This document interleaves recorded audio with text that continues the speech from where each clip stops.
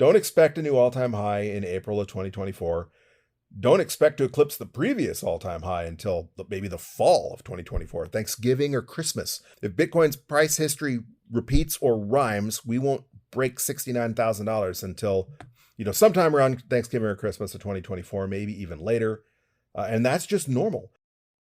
That little nugget was from episode 130, entitled "This Time Is Not Different," recorded over a year ago on October 11th of 2023. We're going to get into why this time is still not different, as well as the news and a whole lot more on this episode of the Bitcoin Bulletin Podcast.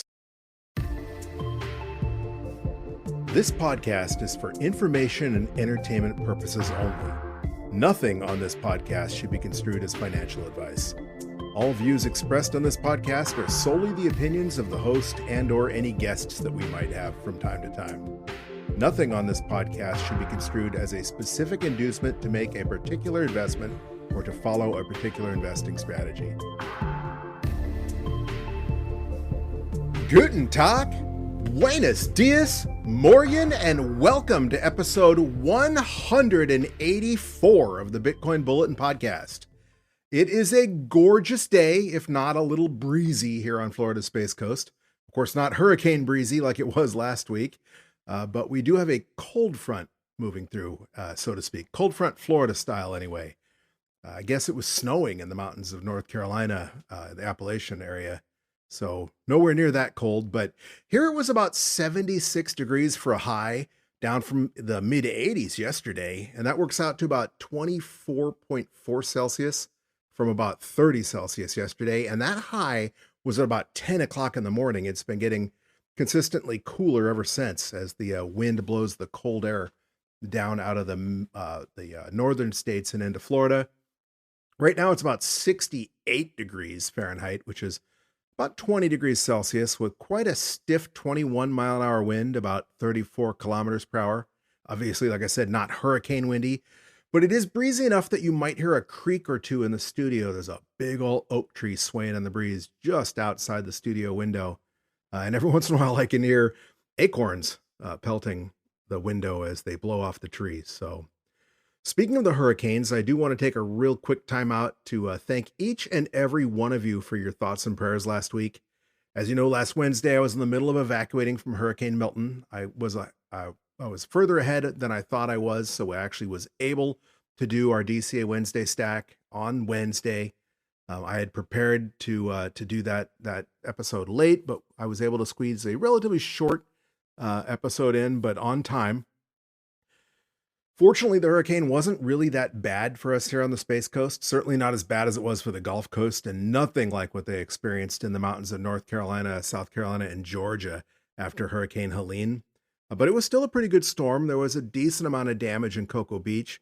The Supercuts, which is a haircutting place where I don't usually go because I've never had a good haircut at that particular Supercuts, but it was destroyed. So I don't have to worry about that anymore. It is going to be gone. It was gutted. The Wells Fargo Bank across the street was flattened, and a bunch of houses down along the lagoon, really, really nice houses, were heavily damaged, amongst other things that were banged up really bad by the hurricane. The bank and Wells Fargo and the Supercuts, and some of the worst damage was caused by tornadoes.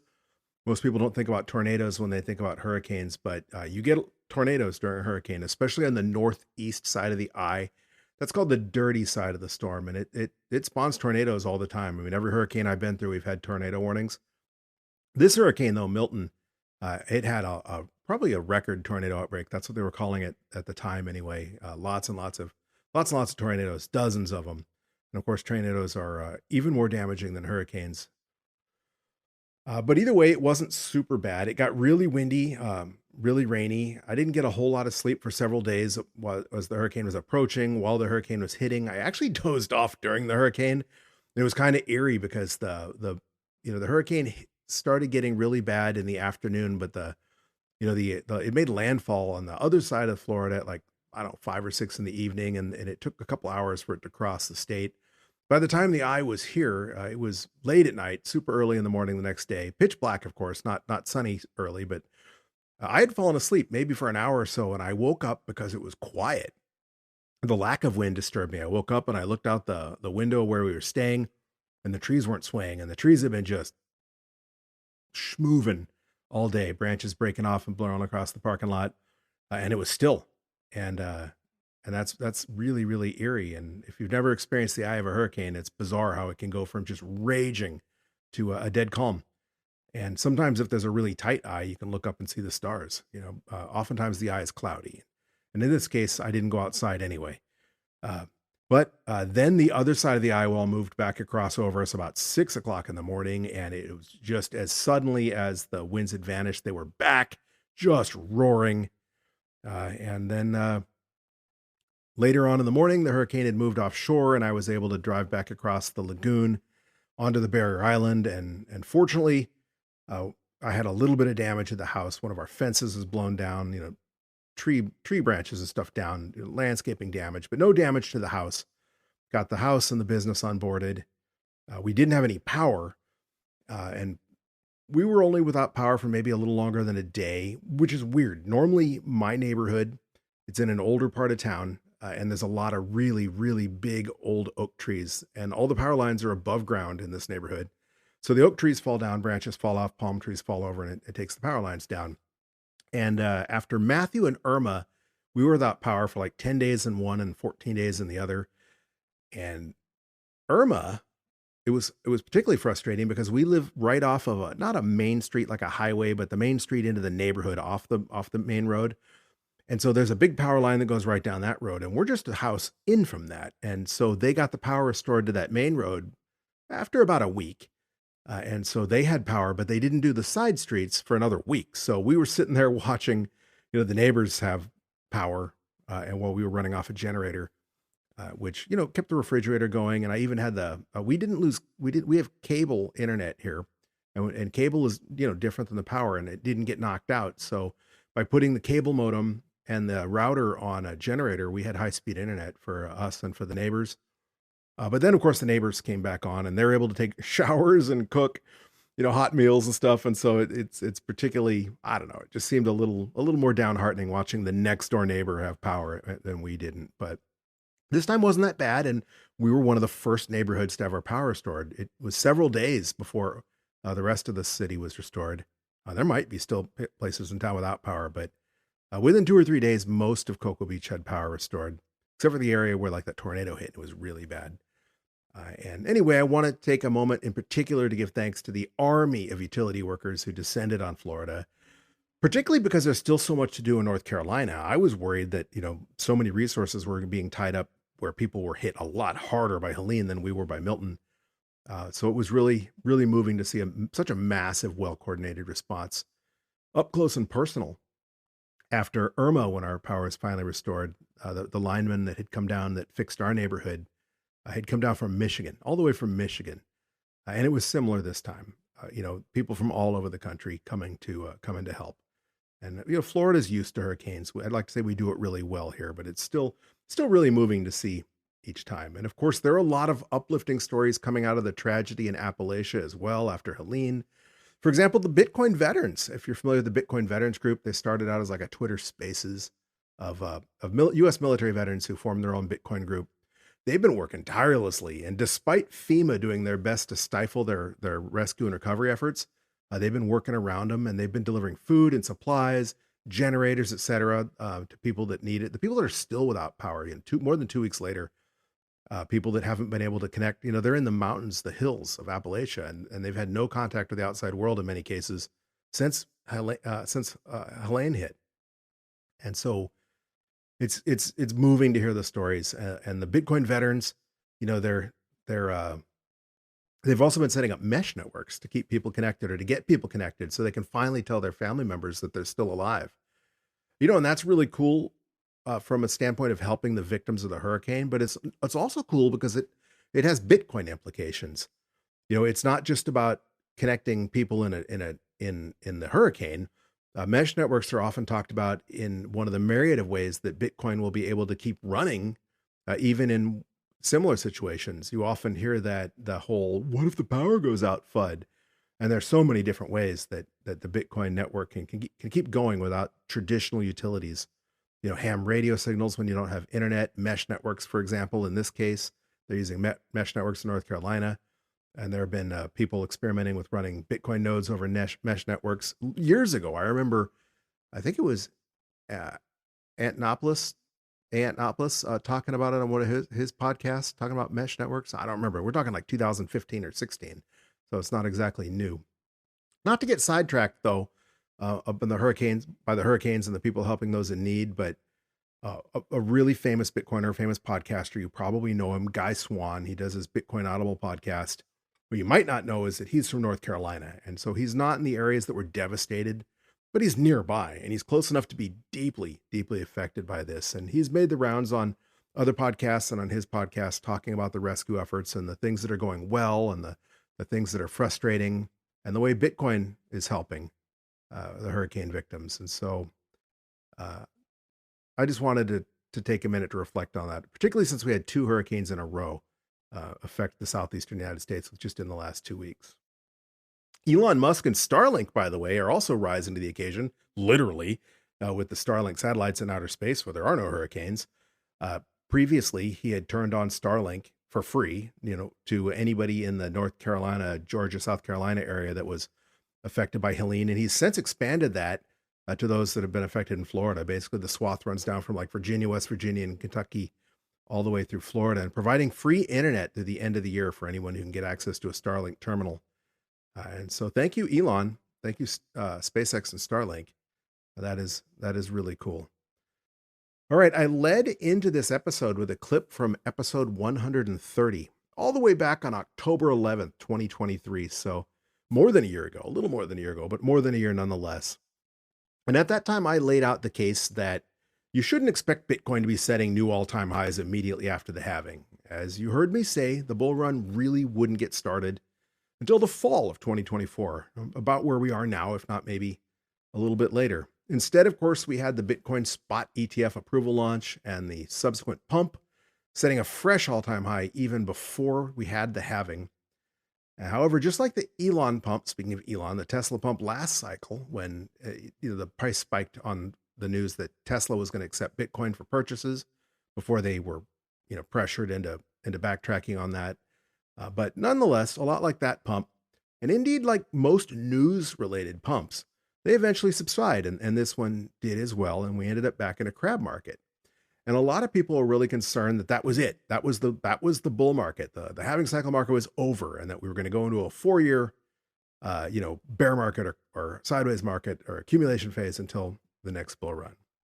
And I want to play a little more for you from that clip from a year ago, because I really got into the minutia about what to expect this time around. And remember, no one has a crystal ball. I was just telling you what I would have expected based on the premise that while history doesn't repeat, it often rhymes, especially so when it comes to Bitcoin and the halving cycles, because it is programmatic. It's a fixed cycle.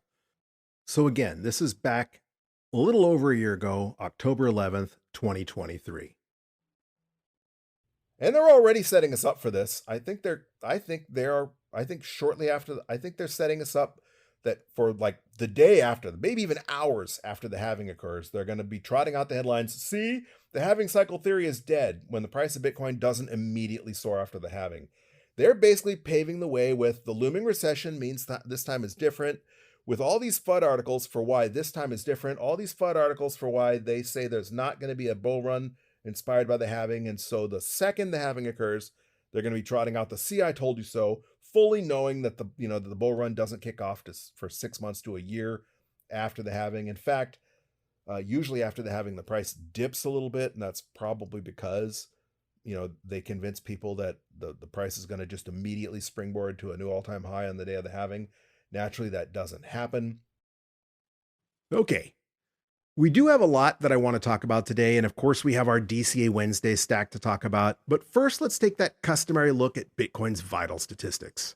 At the time of this recording, we are at a block height of 865,960, and apparently we have been there a long time, because looking at mempool.space, it's showing that it's been 44 minutes since the last block. In fact, it's been 54 minutes since 2 blocks ago, and over an hour since 3 blocks ago. And you know that Bitcoin likes to average 1 block every 10 minutes. And we talk about this on almost every episode, that is an average, that sometimes you get hour or more blocks. And this is one of those times. It's been 44 minutes since the next Bitcoin block. And of course, that is completely normal because finding a block is kind of a random chance. It's a random chance that is more difficult or easy, or more easily or more difficult, depending on the difficulty, where that's been adjusted up or down. But once you have that set of rules, it's basically random. And as a result, that's why they take that 2016 blocks to come up with the average block time, because it can be all over the place, like 44 minutes right now, or there was 4 blocks ago, there was one 71 minutes ago, and then one 75 minutes ago. So you had a block every 4 minutes, 2 blocks in 4 minutes, and then that stretched out to 10 minutes, and then it's been almost an hour. So, I'm getting ahead of myself, but the point being, this is an example of what I talk about the genius of the Bitcoin code, that it takes into account. It takes even that into account. There are other S coins, other altcoins that adjust their difficulty on the fly. And if that were the case, difficulty would be seesawing all over the place as it got easier and easier and easier to mine the next block while they were trying to spur a block to be mined. And then, of course, because they did that, then blocks would start screaming in, and they'd have to ratchet difficulty way up, and you can understand why that would be a problem. Instead, we take a good 2016 blocks, about 2 weeks worth of blocks, and then the protocol determines what the average time was and makes a decision on the difficulty that it needs moving forward. Bitcoin's current price gives it a market capitalization of $1.34 trillion. That's up from the $1.22 trillion last week, because Bitcoin is pumping, or it has been. Obviously, that price of 67,770, even zooming out, is up quite a bit from last week by almost exactly $6,000. So definitely what I would consider a pump. Bitcoin's definitely going up, number go up. Whether that's officially the kickoff of the bull run, or whether it's just Bitcoin doing what Bitcoin does, I guess we won't know until hindsight. But it certainly looks like maybe that crab market action is ending. That would be cool. For those of you who value your wealth in shiny yellow rocks, it will currently cost you 25.3 ounces of gold to purchase just 1 Bitcoin when you finally decide that it's your time to get off of zero. Maybe convert at least some of that stash of gold into electronic gold. That, of course, is even with gold near all-time highs. The price of gold, I don't know exactly what it is. This isn't a gold show. It's like $2,600 something, $2,700 an ounce. And that's up significantly. I mean, that is basically almost all-time high territory for gold. But I remember back in the 1990s, I bought a gold coin from the gift shop of a gold brokerage. It wasn't a jewelry store or a pawn shop. It was a gold brokerage, but they had coins that, you could buy in addition to the paper gold that they would sell you, or the gold that they would quote unquote custody for you. And at the time, gold was about $300 an ounce. And I was young. I didn't have enough money to buy a whole ounce. I mean, $300 in 1994 or whatever it was a lot of money. So I bought a quarter ounce coin, just as a trinket, just to have. It wasn't even an investment. I liked it because it was a Chinese coin and it had a panda on it. So, anyway, the point being, gold was about $300 an ounce then. And there's a lot of you listening to this podcast who weren't even born yet. So in the time of more than lots of my listeners' lifespans, Bitcoin only 10x, not even 10x, from 300 to less than 3,000. So the gold bugs that are out there jumping for joy and saying, see, I told you gold was, here to stay, and Bitcoin is just a flash in the pan. Could you imagine if Bitcoin had only 10x'd since its inception, since the Bitcoin white paper was launched, or Bitcoin first began trading? Even if it only 10x'd from like the time it met dollar parity, we'd be talking $10 Bitcoin is what we'd be talking about if Bitcoin had performed actually even still better, because that's only over like the last 15 years as opposed to over the last 30 years that it took gold to 10x.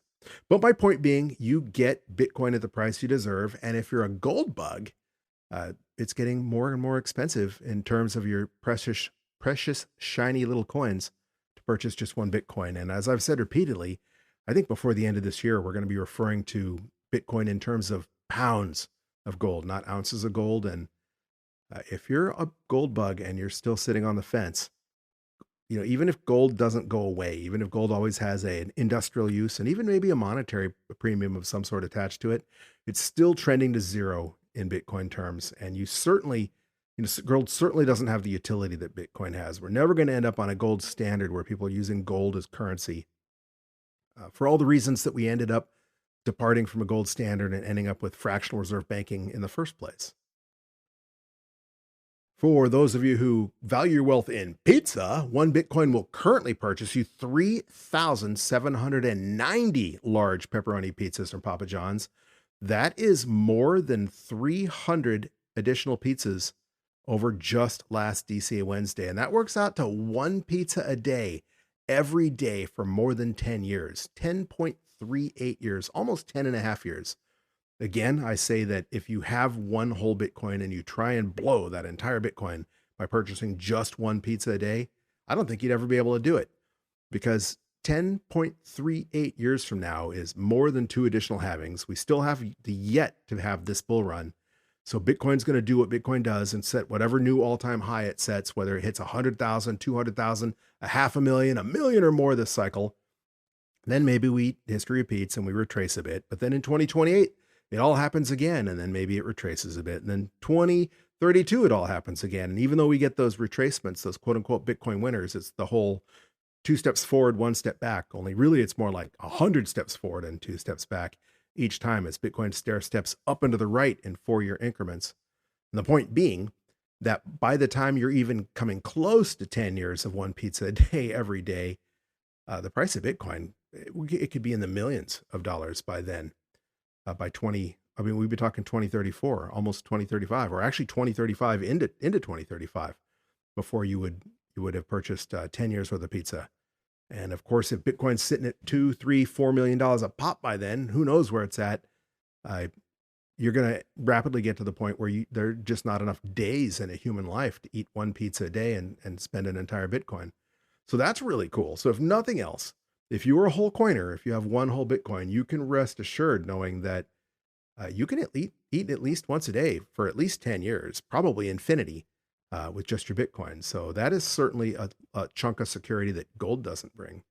One gold coin isn't going to buy you very many pizzas, especially since that pump to 26 something, 2,700 a coin an ounce is really just reflecting inflation. I mean, the gold they've always said that's a hedge against inflation, but really it's just barely keeping up with inflation.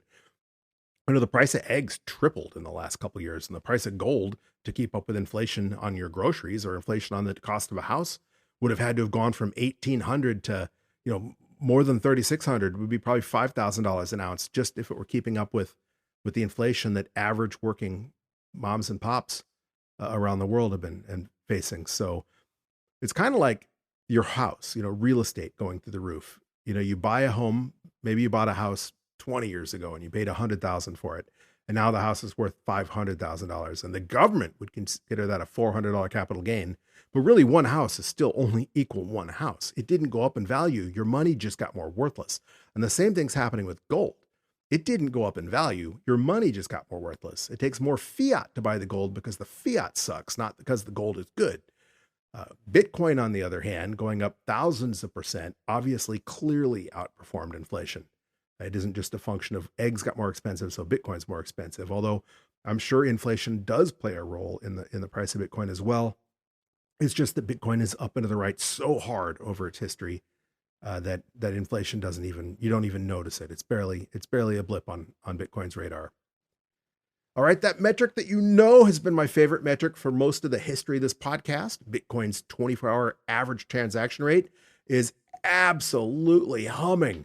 Currently, we're talking 8.31 transactions per second on chain, up from 7.21 last Wednesday and 6.69 the Wednesday before. So even though this is not necessarily any kind of official metric, it's just my casual observation, it still remains true. The price of Bitcoin's pumping, and that's corresponding to absolutely insane amount of on-chain activity. And speaking of on-chain activity, the mempools are also reflecting the activity, being they're completely swollen. Clark Moody's dashboard, their mempool is currently showing 228,931 transactions pending. That is up 48,000, almost 50,000 transactions from last Wednesday. So almost a 30% increase, or about a 30% increase.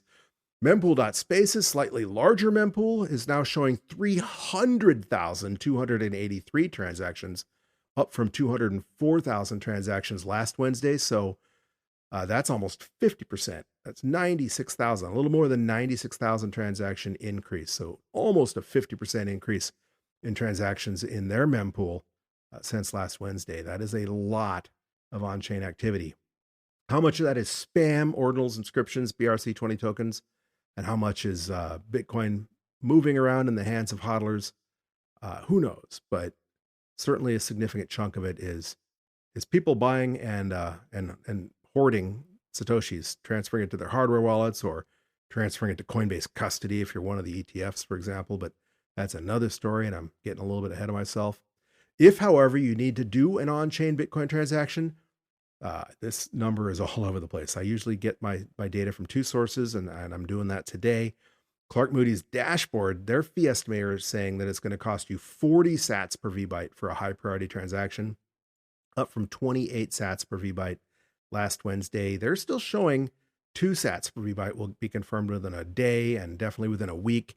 Although I was watching mempool.space like a hawk the last 2 days because I wanted to move some Bitcoin to a different hardware wallet, different setup. And I didn't want to pay 9-10 sats per VByte to do it. And I never saw it get any cheaper than 7 or 8 sats per VByte in the last several days. So I think if you're trying to do a 2 sat per VByte transaction, you're probably going to be waiting a while.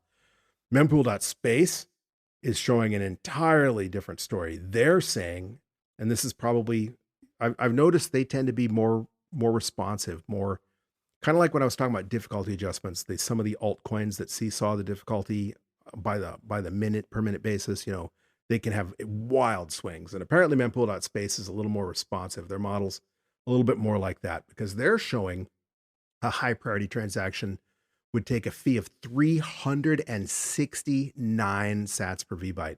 That works out to $34.99 in US dollar terms. Again, I think that's highly influenced by the fact that it's been a little over 45 minutes now since the last block, because in the last block, there were 75 sat per VByte transactions. 2 blocks ago, there were 30 sat per VByte transactions. And before that, there were even 11 sat per VByte transactions. So I think it's biased in the fact that it's been so long since the last block. I would not pay $369 sats per VByte for an on-chain transaction. Nonetheless, they're also showing that if you have a medium, low priority, node priority transaction, they're still saying a medium priority transaction requires a fee of 343 sats per VByte, a low priority transaction 292 sats per VByte, and a no priority transaction 6 sats per VByte. I think 6 sats per VByte is probably a little closer if you have a couple blocks to wait.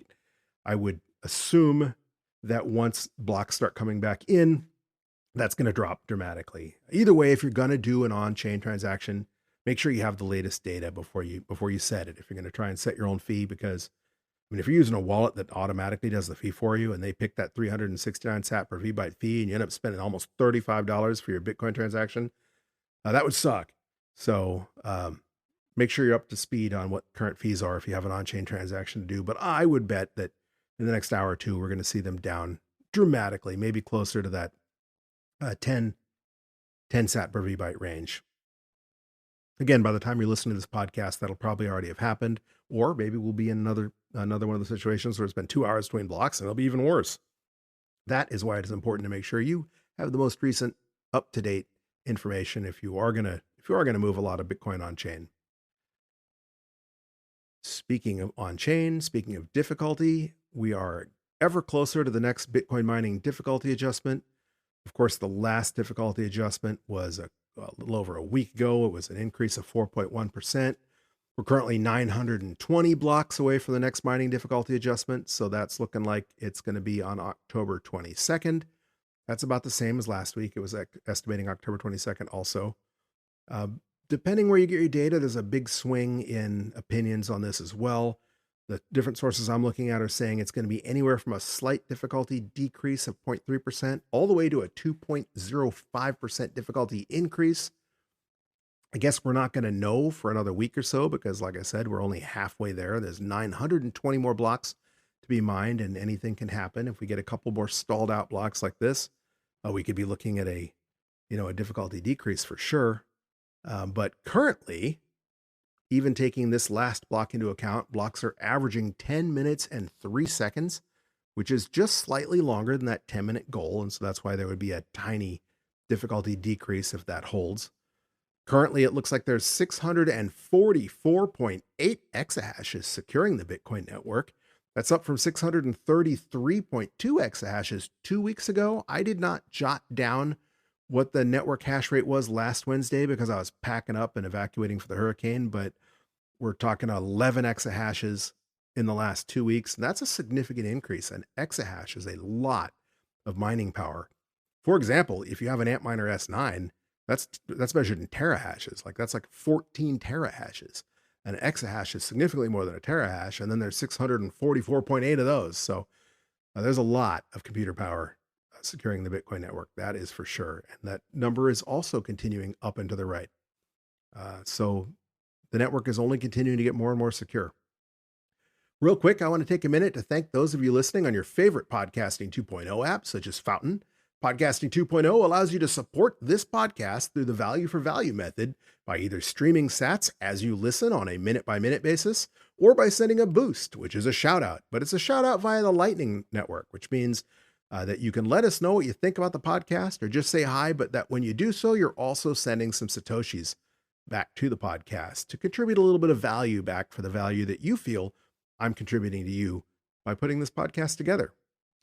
We do have a shout out to read, a boost to read, and it is actually for the previous episode, 2 episodes ago, not the I was evacuating episode, but episode 182, and it's from longtime supporter Leggy, who had previously boosted the same episode, but I guess he boosted this one right before I posted, or right as I was recording the last DCA Wednesday episode. It looks like it came in. Obviously, it wasn't there when I did the episode because I had Fountain open and it wasn't there yet, but last DCA Wednesday, we read the first of the 2 boosts, and that was where he had basically said he was sending the last sats that he had in his wallet. He said 2,000 sats.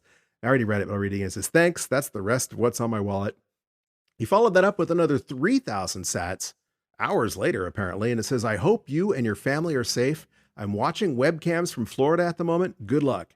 Well, thank you for the boosts, Leggy, and thank you for your well wishes. Like I said, I appreciate the thoughts and prayers from all of you. I firmly believe that played a role in knocking the wind out of this hurricane. I was watching the eye wall and the radar images and the satellite images, the ultraviolet satellite images after night of this hurricane. And it had this big, well-formed, monstrous eye when it was like off the Yucatan near, passing Cancun or Cozumel and heading towards Florida.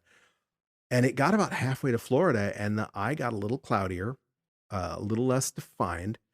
And then it started elongating a little bit, right, as it hit Florida. And as it hit Florida, it's almost like the one eye wall stayed on the Gulf Coast and the other stretched out towards Central Florida for a minute as the eye wall was falling apart. And literally, if the eye wall, the circulation falls apart in a hurricane, it's losing its energy. And it did so with minutes to spare, or the hurricane would have been a lot worse. And we were certainly anticipating a lot worse damage than we got, even watching the storm and hoping what I was seeing was the storm weakening. It turns out that it was the storm weakening. It was still a very impressive storm, and it still did a lot of damage. There's plenty of people in my town that are without a home tonight or without a business tonight. And I'm fortunate that I'm not one of them. So thank you for your thoughts and prayers. And thank you for the kind words. And thank you for the boost, Leggy.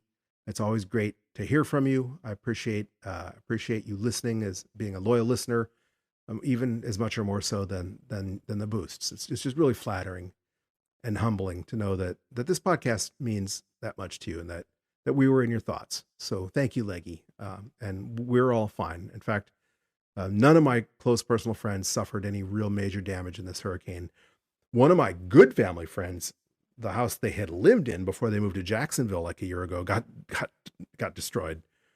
So they were fortunate, but they don't live there anymore. So I don't know the family that lives there anymore, but I would have known somebody who was dramatically impacted by the hurricane had had circumstances been different. So thank you again. And thank you to everybody, regardless of where you're listening. It is really humbling to know that so many of you find it valuable enough to take an hour or so of your time out every week and listen to me ramble about Bitcoin, what I think about Bitcoin, and stack sats with each other, stack sats alongside each other. At least hopefully a lot of you are DCAing alongside us, or at least doing your own DCA stack, even if you're doing it in a different time or a different way.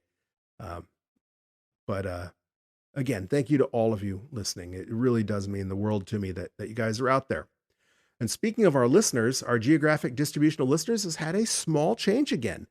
On the 3rd of October, we had a pretty good shakeup with Singapore moving into the top 10, and we don't have any new countries in the top 10, but we had a little bit of change up in the order.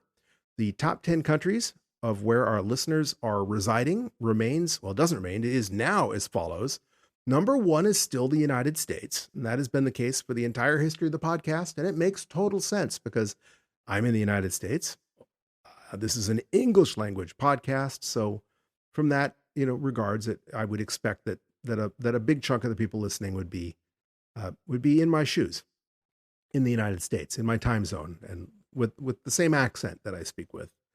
But thank you to all my fellow Americans who are listening, or listening in such numbers that you still remain the largest cohort of plebs listening to the podcast. Now, this is the change up. Number 2 is now Germany. Germany has moved from the number 3 spot to the number 2 spot, bumping Argentina down 1 spot. And Argentina didn't lose any listeners. There's still the same percentage of listenership. So that means Germany picked up some listeners. But either way, Germany is now number 2. So Dankeschön, mein Freund in Deutschland. Guten Abend now, because it's getting later in the day, and Danke für alles. Number 3, of course, is now Argentina, with the exact same percentage of you listening from Argentina. So we didn't lose any listeners. Germany just picked a couple up, apparently. But muchas gracias, amigos in Argentina. Thank you for remaining in the top 10 with such a strong listenership, because it is really flattering that we've had Argentina in the top 10 as long as we have, because it's certainly a country where Bitcoin can be more to the average citizen right now than the average person in the United States, or at least the average person in the United States doesn't realize how important Bitcoin could be to them. And in Argentina, it is certainly the case that it's a lot more apparent to you that it's nice to have a currency that can't be devalued at any time. So muchas gracias, amigos in Argentina. Number 4 remains Canada. Again, the exact same percentage of listeners as last week. So thank you to our friends up north. I'm assuming, since I know it's snowing in North Carolina right now, that it's pretty cool in Canada. It's starting to get chilly here in Florida, so I'm assuming it's a lot colder in Canada. So thank you for taking the time out to listen. As a side story, I picked up a bag of, I guess it's Ruffles potato chips. I'm not a big junk food eater. I don't eat a lot of potato chips, but one of my friends on social media was raving about it's all dressed up or all dressed, fully dressed, or I forget what it's called, but it's the number 1 selling potato chip flavor in Canada, and it's got a big Canadian maple leaf flag on it, and they only have it here for a limited time. And so this evening I was going to make pulled pork and maybe crack open those fully dressed, or whatever it's called. I'm sorry, I'm spacing on the name, potato chips, and share one in solidarity with those of you listening in Canada. Number 4 remains Luxembourg. So muchas gracias. Dankeschön, mein Freund in Luxembourg, or Morgen to those of you who speak Luxembourgish. It's flattering to see that we still have the same percentage of listeners in Luxembourg as we do in Germany. So when I first saw that switch up, I thought, well, I know one particular listener who listens from both Luxembourg and Germany. Maybe they're in Germany this week, and that's skewing the numbers. But Luxembourg didn't lose any listeners, so I don't know if that's the case or not. Number 2 remains Spain. So muchas gracias, amigos in Spain. Number 7 remains Singapore, where I think it was apa kabar was what we decided was a way to say a greeting, or a hello or thank you, or as a traditional greeting in Singapore. Number 8 remains Colombia. Muchas gracias, amigos en Colombia. Number 9 remains Mexico. So buenas noches. Muchas gracias, amigos en Mexico. And number 10 remains Australia, which has been in the top 10 for a couple of weeks now. That was one of the other movers when Australia bumped the United Kingdom, I believe, if I'm getting my statistics right. So thank you to all of you listening, regardless of where you're listening, even if you're not in the top 10. As you can see, it doesn't necessarily take a whole lot of new listeners to move those statistics around a little bit. So if you're in the United Kingdom, just sitting just barely outside the top 10, you could easily burst your way back in there. Maybe throw those Australians out of the top 10. If you have a friend of yours, a pleb, a friend or family member, a pleb that you can turn on to this podcast, maybe they're orange pilled already. Maybe they're not orange pilled, and you want to tell them about how easy it is to become a Bitcoiner through dollar cost averaging, even as little as just $20, like we do every Wednesday here. And maybe that'll pop you back into the top 10. And there's plenty of other countries who are just barely out of striking distance of the top 10 as well. So regardless of where you're listening, if you help support this podcast by introducing a friend or family member, maybe your country will be in the top 10 next week or shortly thereafter. Either way, thank you to everyone that's listening. The reason I'm doing this podcast is because I like sharing Bitcoin with friends, and I consider all of you part of the Bitcoin Bulletin Podcast family. I feel like I have friends all over the world, friends I haven't even met yet. And that's one of the really cool things about Bitcoin. I can now safely say that I have friends in countries I've never set foot in, that I probably will never set foot in, that I do consider friends, that I converse with by email and by Twitter, that aren't just podcast listeners, that I've spoken to on Zoom or Skype or Twitter or whatever, and that I only met because of Bitcoin. Some through this podcast, and some through Bitcoin Twitter or what have you. So that's flattering. It's why I do this podcast, and so thank you from the bottom of my heart to all of you listening, wherever you may find yourself this evening. It flatters me that you take an hour or so out of your busy schedules to share some time with me and to hopefully stack sats together. On to the news. Of course, the price is often the news, and the news is often the price. And the price, of course, is way up several $1,000s, as we said, $6,000 or more since last DCA Wednesday, which is funny because, normally I say zoom out and the price is always up and to the right, but this time even zooming out, it's an impressive move. Nonetheless, the chart boys are still out there all over Twitter, adjusting their little red lines to try and show that we're still in a bear market. You know my opinion on this. I think all TA is BS, but let's play their game for a minute. The descending wedge chart or whatever it's called that you see, where you have the chart and the price has been stair-stepping lower over, usually it's a month, or in this case, it was like the 6-month chart, because even the month chart has been up for the last month or so.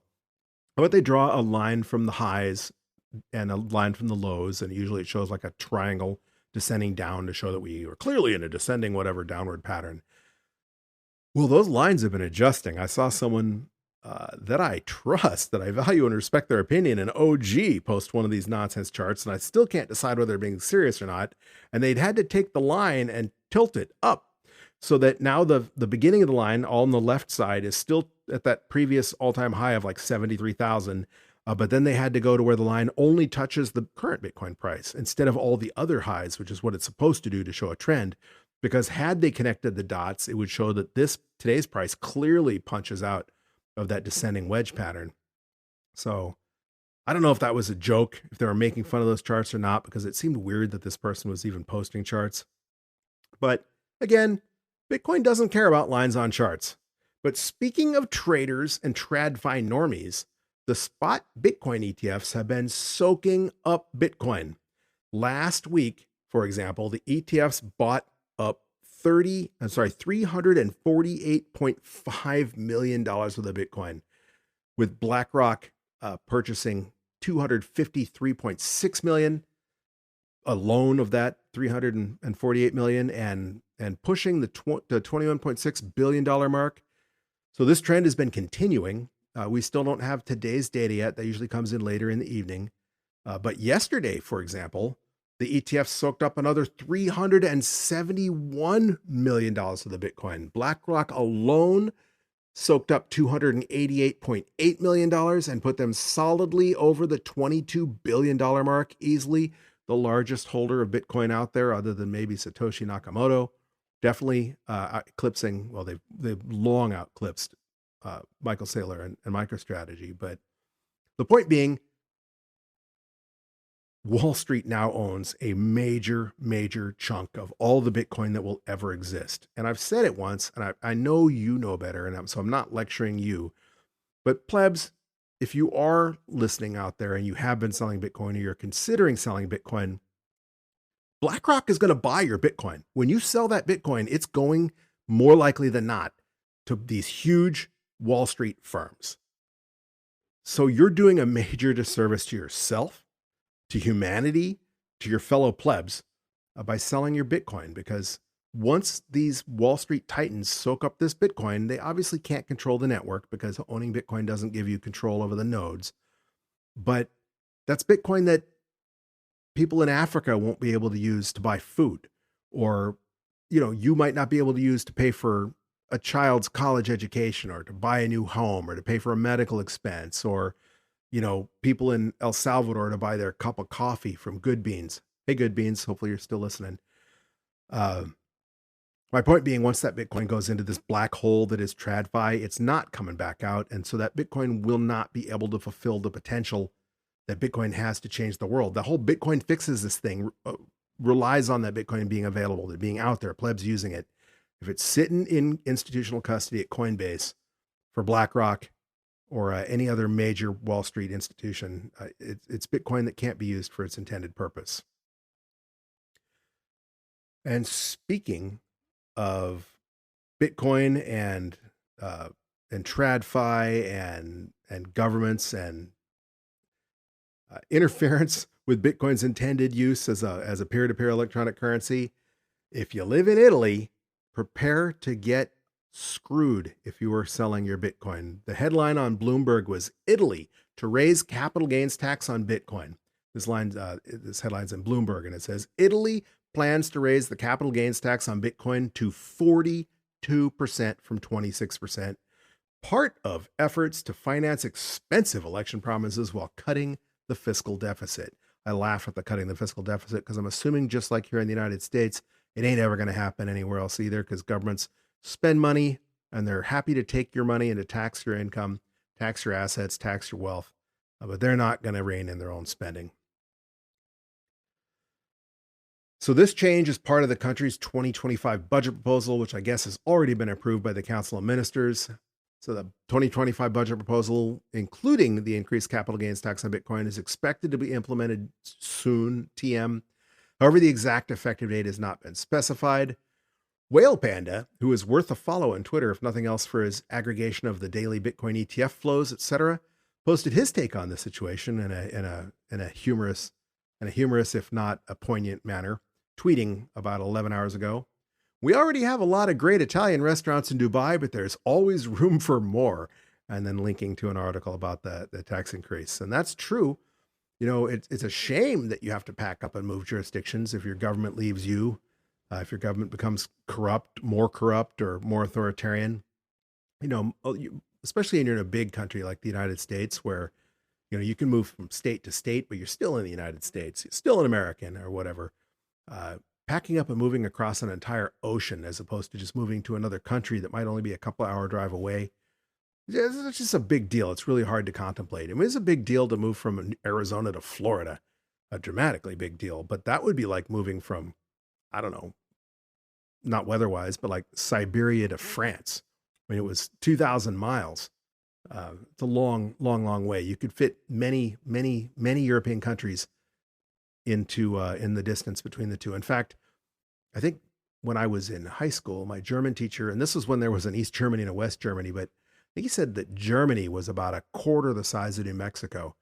And so now that the Germany's reunified, maybe it's a half the size of New Mexico. But the point being, I had to drive through New Mexico, Texas, Louisiana, Mississippi, Georgia. And then once I got to Florida, I was still a 5-hour drive away from my house, because Florida's a big state too, especially since you went across like an L. You go across the Panhandle and then you come down to Central Florida. So it's like 500 miles, more than 500 miles once I got into Florida before I was actually at my house.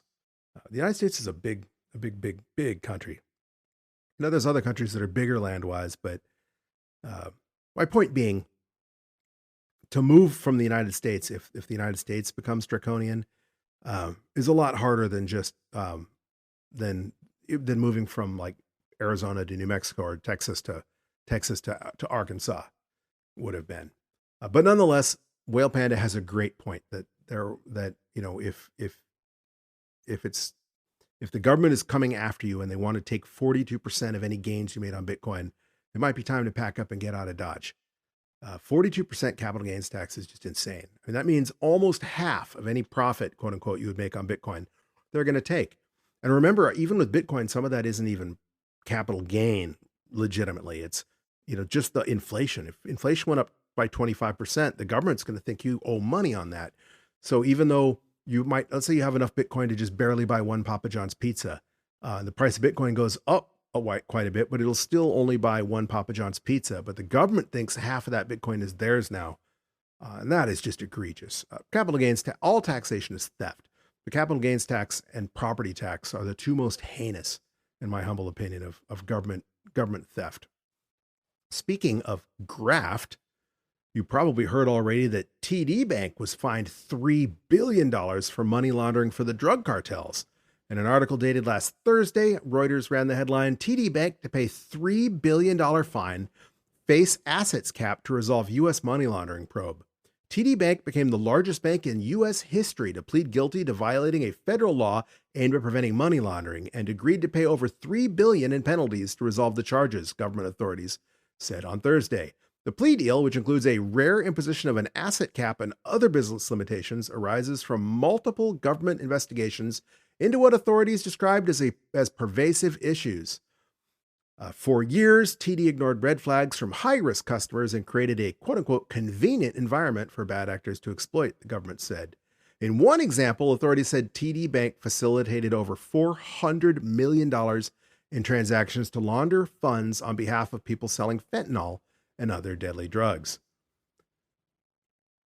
So you heard bankers like Jamie Dimon dissing Bitcoin, saying that Bitcoin was just for pedophiles and money launderers, that, Elizabeth Warren and other politicians who want to crack down on Bitcoin say it's because Bitcoin is a haven for money laundering. And meanwhile, TD Bank did $18 trillion in money laundering, and Bitcoin has an asset cap, a tenth of that, a market cap, a tenth of that.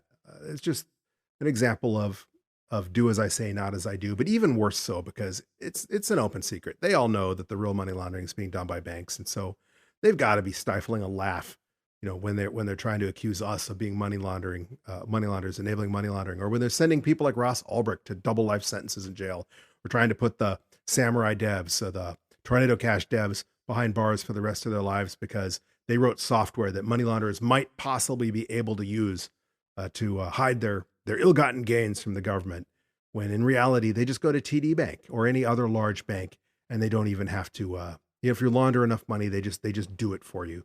I forget which bank it was, but one of the stories about the big 1980s Miami Vice style drug days was that one of the Pablo Escobar type drug cartel leaders watched too many movies, and so he wanted to carry his money around in a very specific Samsonite briefcase, the same one all the real gangsters in the movies used. And so the bank actually went and changed all their teller windows, all their drive-up windows, all their teller windows where customers go up to make deposits, to accommodate the specific case that mobster wanted to use, because he wanted to hand his Samsonite briefcase through directly to the bank. So absolutely laughable, but infuriating nonetheless. And speaking of both laughable and infuriating, just when you thought the fake Toshi drama was gone, CSW has apparently crawled out from under some rock somewhere. I guess the rumor is he's been hiding out in Singapore on a beach somewhere. But apparently he filed yet another lawsuit in Europe. And this time, laughably, he filed a lawsuit against the defendants Bitcoin Core and Square Europe, claiming that they owe him $900 million or 900 million euros, like $1.2 trillion, for devaluing the one true Bitcoin's value, or basically because the market cap of BSB is in the toilet, and it's Bitcoin's fault, is the long and the short of it. Of course, this violates probably the very specific order that was imposed against CSW, the fugitive, in his humiliating loss in the Copa v. CSW lawsuit in England, where he was ordered to not institute any more of this litigation, that he was ordered to not claim that he was Satoshi Nakamoto, that he owned Bitcoin, the copyright to Bitcoin, or that he owned the white paper. I'm sure in his mind, he thinks he's dancing around this and probably worded this in such a manner that he thinks technically he's not violating the order because he is a moron, but he's not stupid.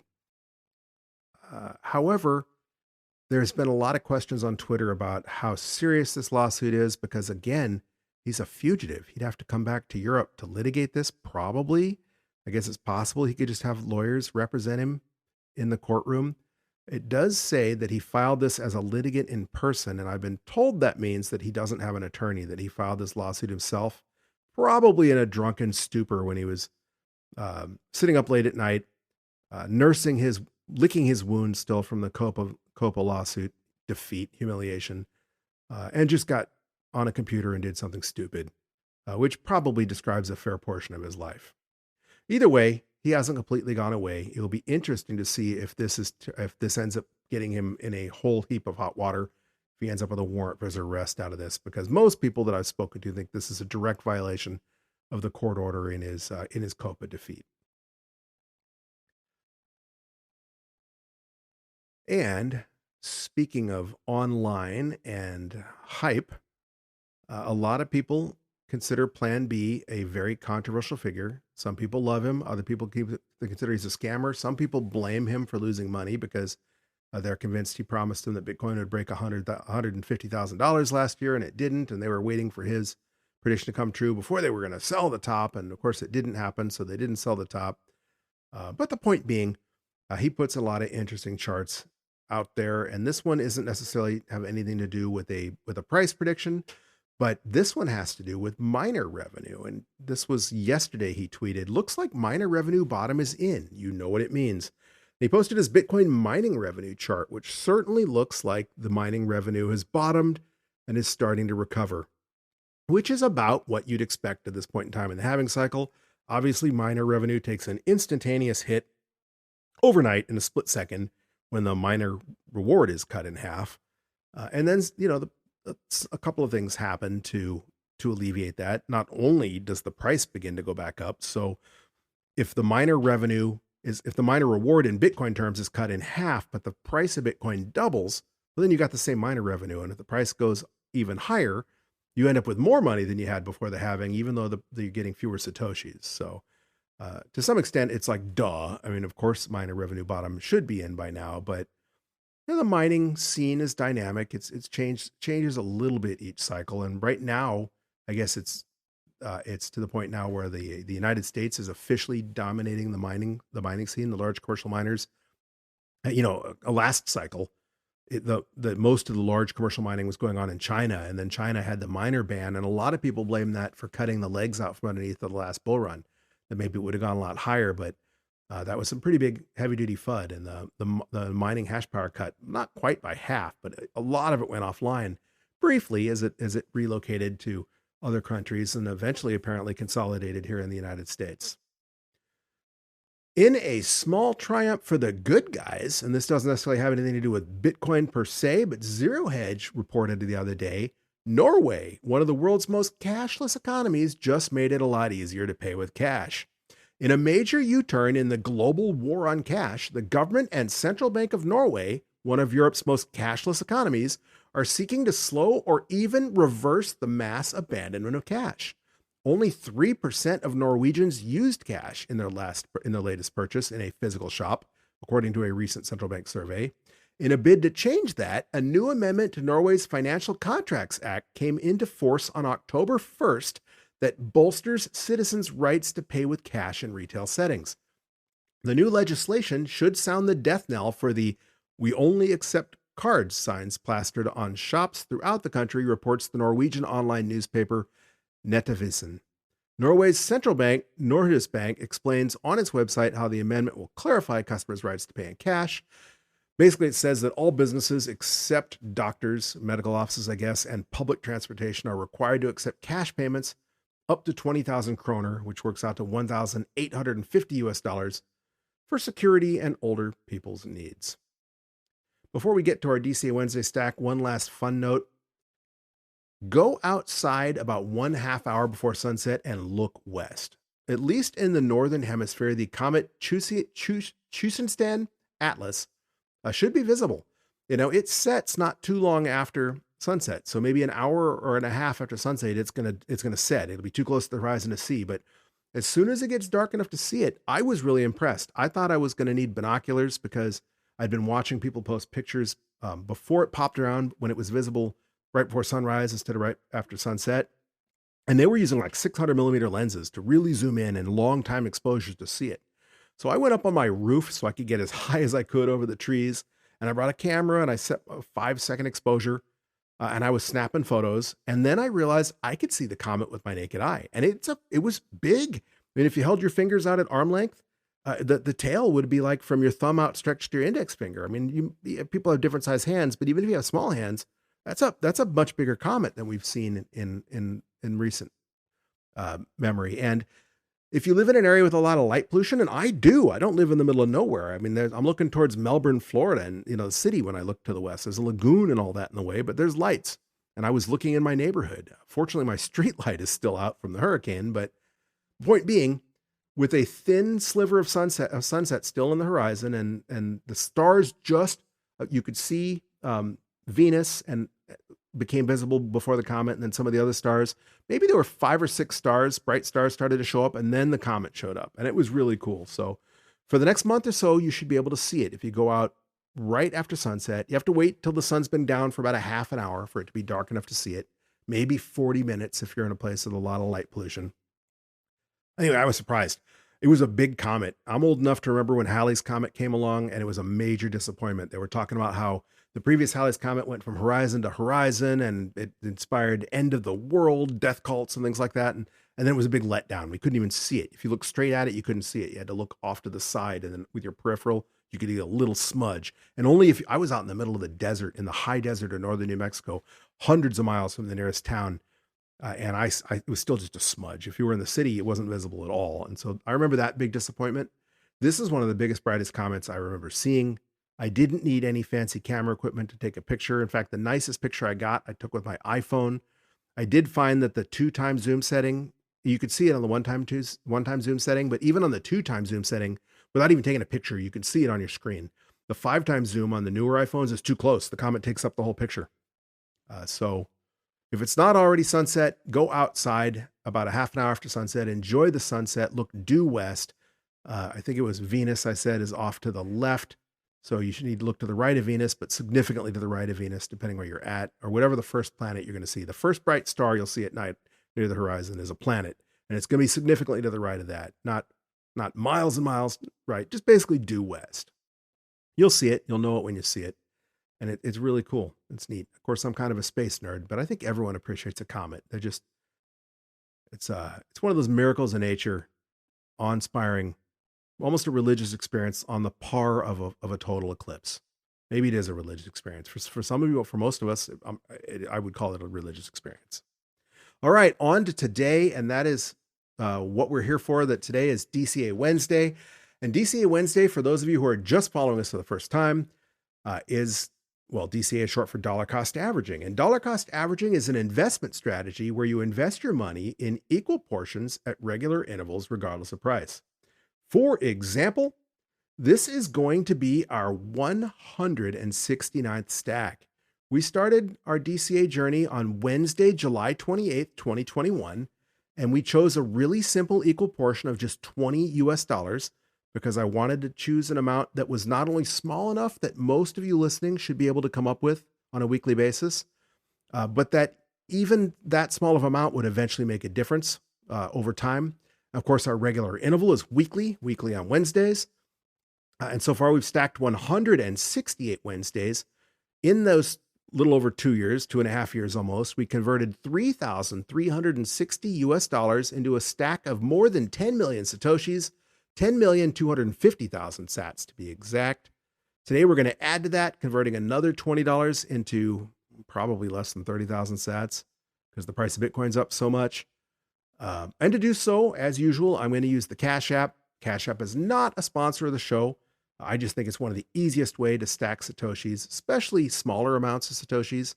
They're not the cheapest exchange or service that will allow you to purchase Bitcoin, but They do allow me to transfer that Bitcoin to my hardware wallet without a mining fee. And right now, especially with mining fees through the roof, apparently, that's going to more than make up for the 45 cents in fees I'm going to pay to stack $20 with the Satoshis. Cash App might not even be available where you're at, but if it is, and if it's a service you want to use that you're not already using, please click on the link in the show notes. If you scroll down to the show notes, there's several referral codes, one of which is for Cash App. Again, not a sponsor of the show. Every user of Cash App gets a referral code to share with friends and family. If you sign up for Cash App and use that referral code, I think the current offer is you'll get $5 free for doing so. Podcasts will get $5 free too.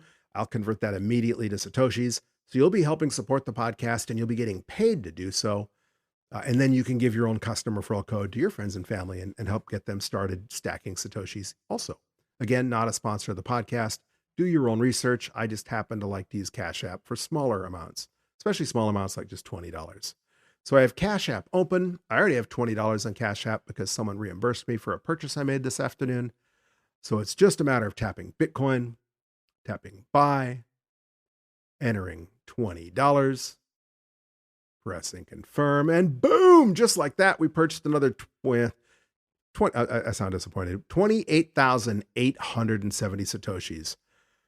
Almost 3,000 sats fewer than $20 got us last Wednesday, and 4,000 sats fewer than the Wednesday before that. And that's the way it works. As Bitcoin gets more expensive, you're going to get fewer sats for each fiat dollar, but we still stacked 28,870 sats. We did that at a price of $67,717. So still, that's almost exactly $6,000 more than last DCA Wednesday. And we stacked for $61,712. So $6,005 more expensive in US dollar terms than last DCA Wednesday, which is why we got 3,000 fewer sats. That's the way that cookie crumbles. So today's purchase brings our stack up to now 10,029,120 sats, and it unfortunately raises our average cost basis by more than $100. But still, our average purchase price is now $33,701.86. So, half of the current price of Bitcoin. So that's not too shabby. And that brings up an important point. We kind of had this unofficial goal for the podcast of getting to 10 million sats at just $20 a week. And we did that. And of course, like every other Bitcoin goal I've set, both personally and for this podcast, we don't stop stacking just because we got to 10 million sats. I need to come up with our new goal. 20 million sats seems like, too far out. We might never hit 20 million if the price of Bitcoin keeps going through the roof. So should our goal be 11 million sats or 15 million sats? What should our next stacking goal be? Our next stacking milestone? Shoot me a DM at BTC Bulletin Pod. That's at BTC Bulletin Pod on Twitter, or send me an email, bitcoinbulletin@protonmail.com. And let me know, what do you think our new stacking goal should be? I'm going to have to give that some thought because I think 20 million sats is, maybe that's a good good goal. I mean, it's a good goal eventually, but maybe a more realistic short-term goal would be 15 million sats, 12 million sats, 12,500,000 sats. I don't know. What do you think? Let me know. But either way, before I go, I want to ask you to help support the podcast, and not necessarily financially, although you can listen via Fountain and stream sats or send us a boost, or you can use one of the referral codes and actually get paid to help support the podcast. Like, for example, the Cash App referral code, well, you'll get $5 just for signing up. But you can also help feed that algorithm monster. And the best way to do that, of course, is by listening, by making sure that you have automatic downloads enabled if you're listening via Apple Podcasts, because they have been turning people's automatic downloads off, making sure you're that you like or subscribe to the podcast, depending on which podcast app you are listening on, rating and reviewing the podcast. That varies how you go about doing that depending on where you're listening. But of course, rating and reviewing the podcast really helps feed that algorithm monster. And of course, making sure you're following us on Twitter at BTC Bulletin Pod on Twitter. All of these things help boost the podcast in the rankings, where more people are more likely to either see me posting on the podcast or see the podcast pop up in their feed when they're searching for podcasts to listen to. And who knows, maybe you will help orange pill somebody. Or maybe they're already kind of orange pilled, or they're ready to take the orange pill, and they just don't realize that they're not too late. They think they're too late. Maybe they don't know they can buy a fraction of a Bitcoin. And by listening to this podcast, they see we're stacking just $20 with a Bitcoin. And by doing so, we've already stacked 10 million sats, which is more than the average person will ever even be able to dream of having one day. And that's one day soon, not just hyper Bitcoinization, but that's coming fast. I mean, when Bitcoin hits $100,000, our stack will, our stack will be worth $10,000. And the average person listening to this podcast probably doesn't have $10,000 sitting around to convert into Bitcoin. But when Bitcoin hits, $1 million, that's 100,000. In fact, that's $100,291 to be able to stack that much Bitcoin. And certainly the average pleb doesn't have $100,000 to throw around. So that 10 million sats, we did that at just $20 a week. And it isn't too late. You might not be able to get to 10 million sats as easy as we did, but certainly if you can stack more than $20 a week, because again, this is a you do you thing. $20 a week is a lot of money for some, but for others, like even Michael Saylor, he wouldn't consider stacking 20 a week. He's stacking hundreds of millions. And you might find yourself somewhere in the middle. Maybe your average investment is $500 a week or $1,000 a week, or maybe it's just $40 a week or $35 a week. Again, that's a you do you thing, but every dollar more than $20 that you put in is going to mean you'll grow that stack of Satoshis faster. But even at just $20 a week, we still stacked 0.1 Bitcoin. And while it's getting more and more expensive to do so, you're not too late. We're still early. So again, plebs, don't forget to follow me on Twitter or X at BTC Bulletin Pod, and drop me a line. Send me that DM. Let me know what you think about the podcast, or send me that good old fashioned email at bitcoinbulletin@protonmail.com. I check my email all the time. It's open right now. I do respond to all my emails, and I do like to hear from you. Again, that's why I do this podcast. I do it because I like talking about Bitcoin with plebs, even if I'm the only one that can talk when I'm sitting in the studio. But either way, don't forget to join us next Wednesday and every Wednesday while we grow that stack together, just $20 at a time. But either way, keep on stacking those sats, you sexy sat stackers.